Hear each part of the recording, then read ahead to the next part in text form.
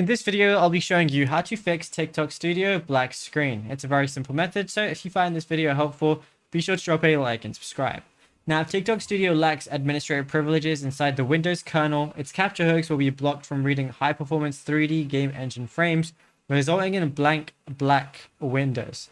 So all you want to do is close TikTok completely, and you don't want to close the window, you want to end the task by right-clicking on it.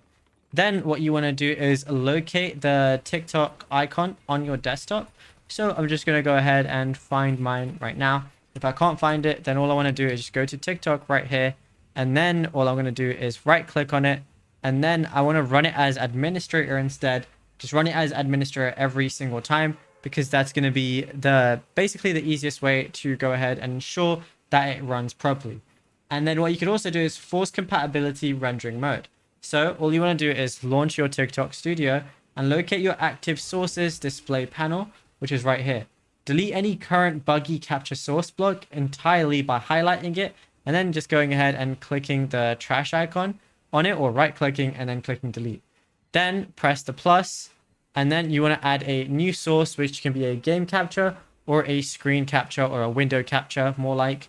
And then before saving, look at the bottom configuration and check the box for compatibility mode. So let's say I do window capture, then I press add. And then let's just say I chose something like this. Press add source, and then that's it. You'll be good to go. Now, if you found this video helpful, be sure to drop a like and subscribe and check out our other tutorials as well.